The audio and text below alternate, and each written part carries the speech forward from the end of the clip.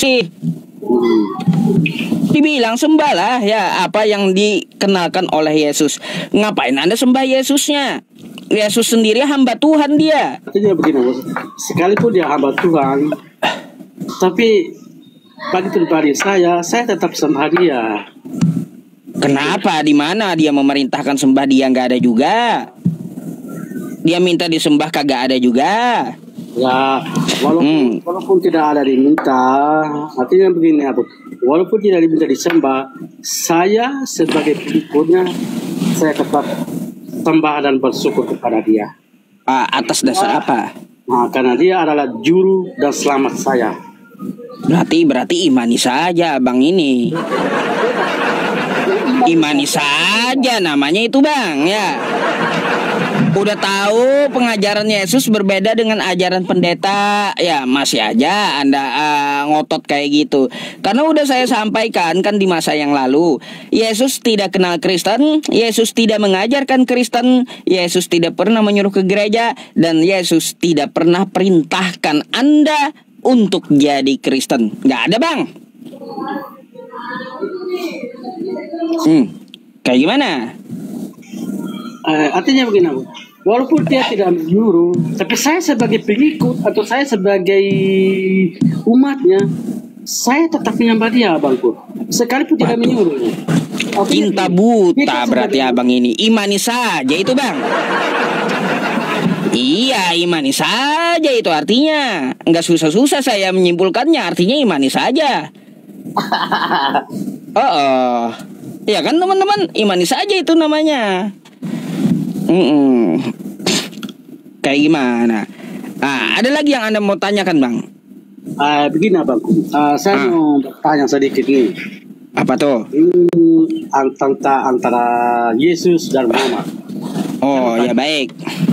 Apa perbedaannya antara Yesus dan Muhammad, abangku?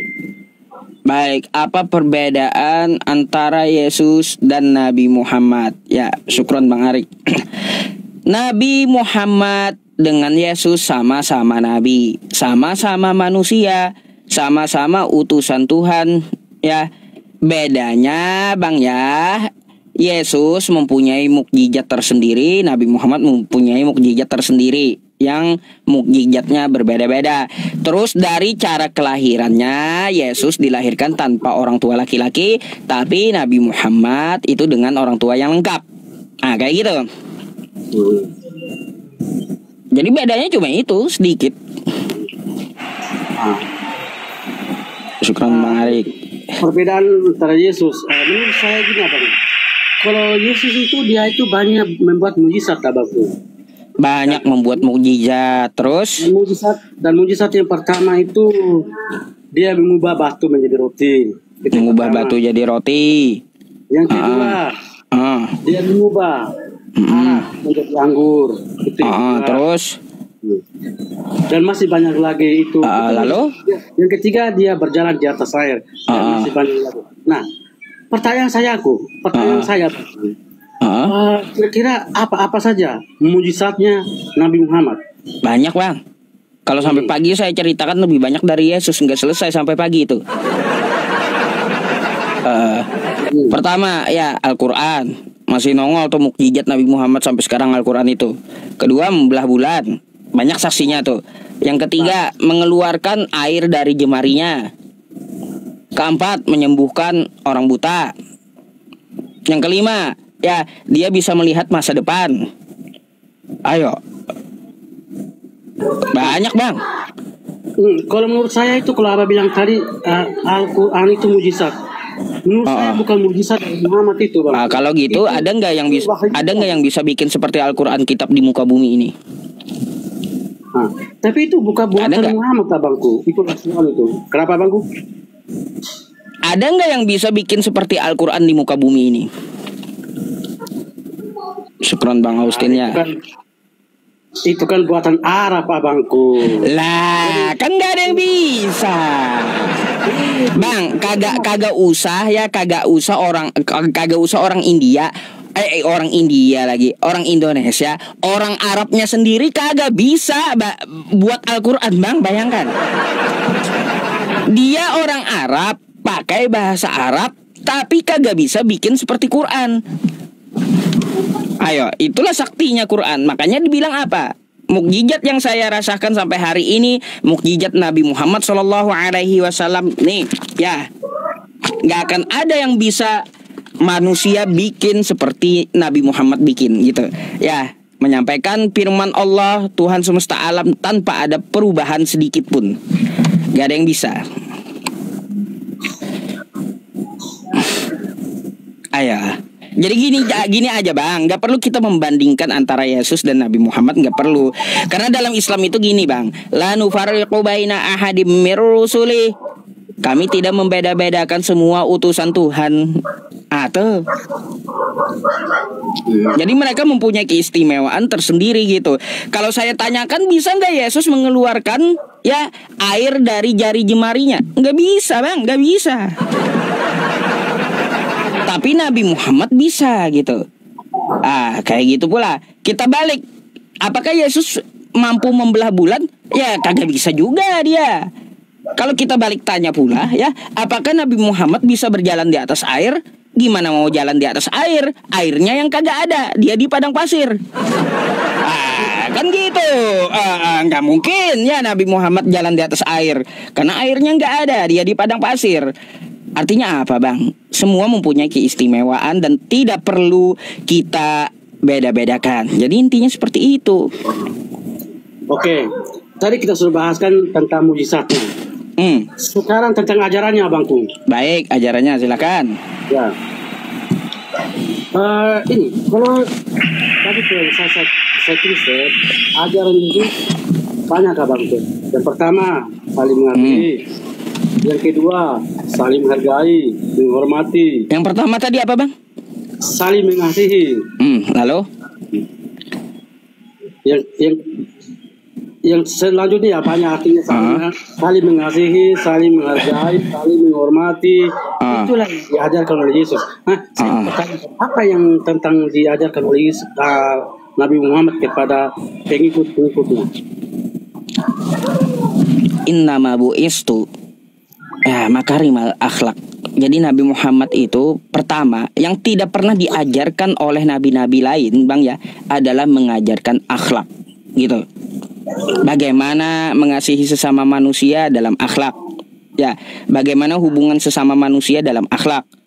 Bagaimana cara berbuat adil kepada orang di luar agama Islam dalam akhlak tuh. Semuanya di situ dirangkum. Bagaimana cara kita beradab kepada sesama dalam akhlak.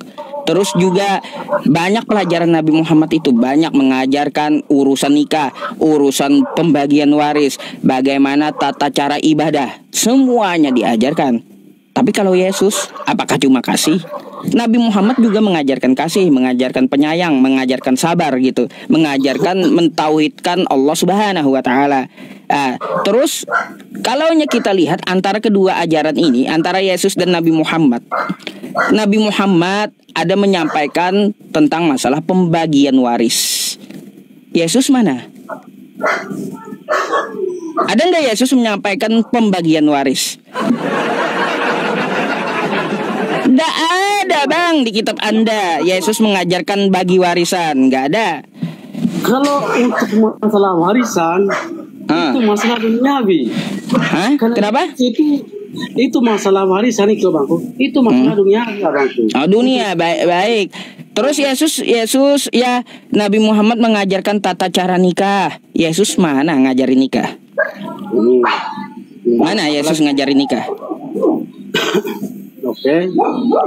Mana ayatnya? Nggak pernah Yesus ngajarin nikah.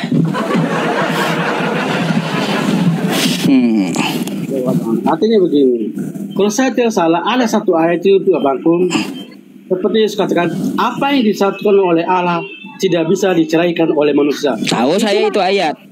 Nah itulah tata caranya untuk pernikahan abangku. Baik, syukran bang. Itulah yang kita pegang. Baik, saya mau tanya sedikit. Apa yang disatukan oleh Tuhan tidak boleh diceraikan oleh manusia, saya tahu itu. Ya, sekarang saya mau tanya, kalau Tuhan menyatukan laki-laki dengan laki-laki gimana? Atau Tuhan menyatukan perempuan dengan perempuan, lalu gimana? Atau juga Tuhan mau menyatukan laki-laki dengan hewan. Mau macam apa? Gak boleh dipisahkan lagi gitu.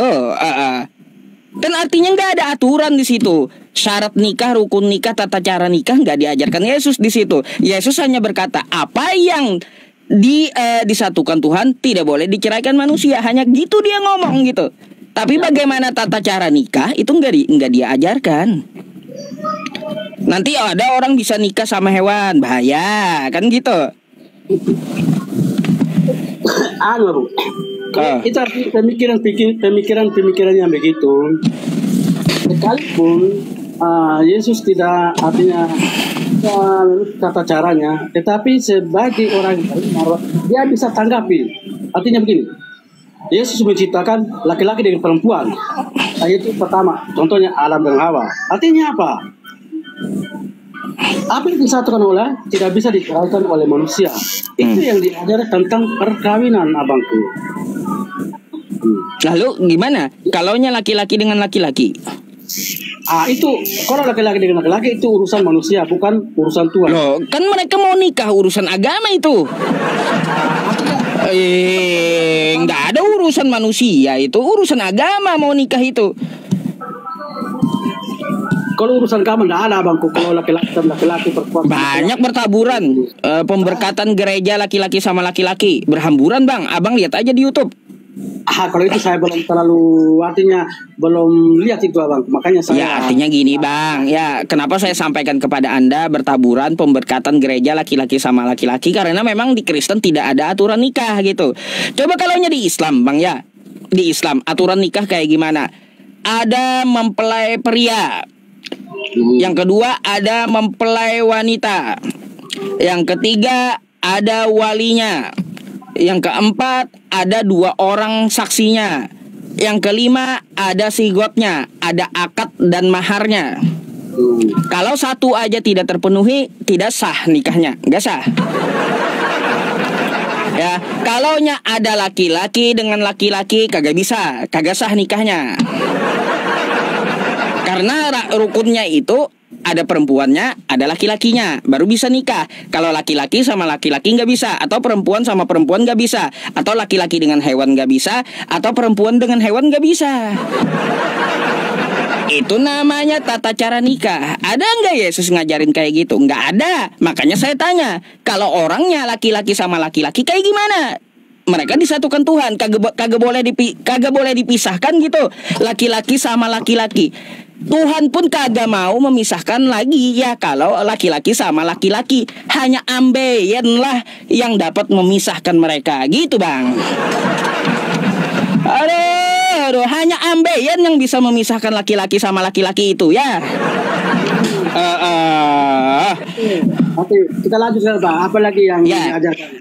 Tadi masalah masih sudah, tadi kita sudah. Sekarang ini yang selanjutnya. Kalau di agama Kristen, Yesus mengajarkan dilarang membunuh. Tapi di Islam diajarkan membunuh. Mana ayatnya? Di Islam diajarkan membunuh. Ada itu, bang, ayatnya itu. Kalau saya salah itu ada itu. Carikan ayatnya, nggak ada. Kalaunya di bang, bentar, abang daerah mana? Bang Iwan. Gak apa-apa, sebut aja di daerah mana. Nggak bakalan kenapa-napa. Saya hanya nanya itu aja. Saya di NTT, bang. Oke, di NTT ada Muslim di situ? Banyak, bangku. Banyak. Kalau ajaran Muslim diajarkan membunuh, kenapa Anda masih hidup sekarang? Ada nggak Anda lihat Muslimnya di NTT membunuhi Kristen? Ada nggak? Syukran telaung. Artinya begini, Bang. Kalau gini, bang, sabar dulu, saya jawab dulu. Kan banyak Muslim kata Anda di NTT. Ada nggak Muslim di situ menyerang Kristen, dibunuhnya satu persatu? Tes logika dulu kita. Ada. Nggak ada kan? Tapi di Alkitab ada apa? Nah, gini, bang, artinya apa? Yang Anda katakan hoax karena Anda sendiri masih hidup ya. Tidak ada dalam Islam itu diajarkan saling membunuh atau membunuh orang lain, nggak ada. Malah di ajaran Islam, bang, ya tidak boleh membunuh tanpa alasan yang benar. Terus juga membunuh itu dosanya dalam Islam bagaikan dia membunuh seluruh manusia di muka bumi. Man qatala nafsam bi ghairi nafsin au fasadin fil ardi faka'annama qatalan nasa jami'a. Barang siapa membunuh satu manusia, maka dia seakan-akan telah membunuh seluruh manusia di muka bumi. Dilarang dalam Islam. Jadi dapat dari mana rumusnya Anda ajaran Islam itu membunuh? Ya, kalaunya ajaran Islam membunuh, Anda pun sekarang kagak bisa hidup, Bang. Ya, kagak bakalan ada malam ini Anda bicara sama saya. Gimana sih logikanya kayak gitu aja? Meninggal udah abangnya dari lama. Kadang-kadang kita sebagai manusia biasa, untuk saya sebagai Kristen abang, di mana saya ditempati, di situ saya akan menghargai yang berbeda dengan saya, abang. Ya iya, itu memang harus. Lalu bagaimana dengan ajaran Yesus yang membunuh, Bang? Gimana tuh? Kata Yesus, bunuhlah depan mataku. Itu kayak gimana tuh ajaran Yesus itu? Yang mana itu, abangku? Oh, nih, saya bukakan dulu ya. Nih, ya. Abang bisa baca di Lukas 19 nomor 27. Saya bukakan dulu sama Anda. Lukas, ntar ya teman-teman. Lukas 19:27 nih. Bang, mari kita baca ajaran Yesus ya. Akan tetapi, ini Lukas 19 nomor 27 ya. Akan tetapi, semua seteruku ini, kata Yesus, yang tidak suka aku menjadi rajanya, bawalah mereka kemari dan bunuhlah mereka di depan mataku. Wah. Ini kayak gimana ajaran Yesus, Bang? Kata Yesus, kalaunya tidak mengakui aku sebagai rajanya orang Yahudi itu, seret kemari, depan mataku bunuh dia. Kayak gimana?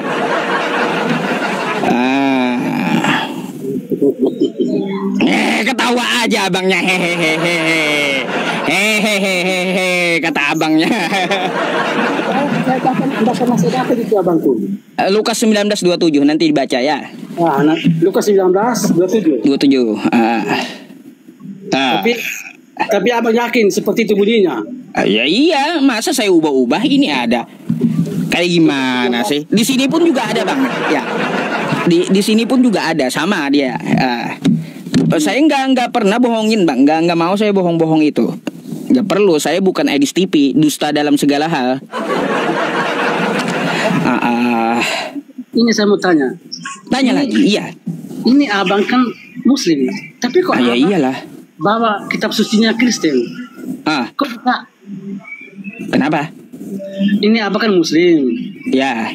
Seharusnya abang itu pegang Al-Quran loh. Ini Al-Quran saya baca tiap hari. Tapi kenapa ada kitab suci orang Kristen itu, abangku? Ya iya, ini untuk apa? Menunjukkan kepada Anda kalau tidak percaya dengan handphone, maka saya tunjukkan dalam bukunya gitu.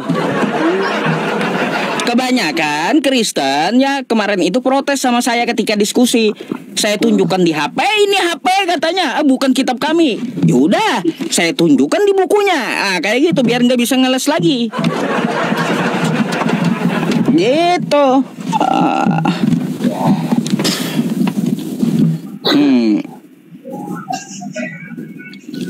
Ada lagi, Bang, perlu diobati? Kalau menurut abang saya ini belum, artinya menurut abang saya ini sakit dan diobatin, ya silakan bertanya lagi abangku. Aduh, saya mau nanya apa? Abang aja kagak baca kitab. Abang banyak belajar dulu lah. Pertanyaan klasik aja abang mungkin bingung juga. Gini, manusia itu ciptaan. Manusia ciptaan. Yesus itu manusia atau bukan? Nah, itu lagi saya tanyakan. Pusing Anda kalau saya tanya itu ya. Kagak usah pakai kitab. Saya nanya itu aja pasti pusing Anda. Iya. Kalau untuk saat itu abangku, buat semua teman-teman tetap layar ya, nanti saya halo balik, nanti kita boleh WA pribadi, boleh pribadi. Dan buat teman-teman dan buat teman-teman Kristen, kalau mau berdebat, marilah kita berdebat, artinya secara akal sehat. Jangan terpancing, jangan emosi. Karena kalau kita berdebat pakai emosi, tidak akan selesai itu debatnya itu. Saya saran buat teman-teman saya yang Kristen. Oke, baik Bang. Terima kasih penyampaiannya ya. Oke, kalau gitu Bang Iwan, kalau udah tidak ada lagi, saya bisa gantikan dengan Kristen yang lain yang antri di bawah gitu ya. Oke abangku, terima kasih. Oke, banyak belajar Bang ya, sama-sama. Oke, salam sehat selalu. Oke, selamat malam. Sehat selalu. Oke. Iya. Mau macam mana? Iya. Ya. Salah ada.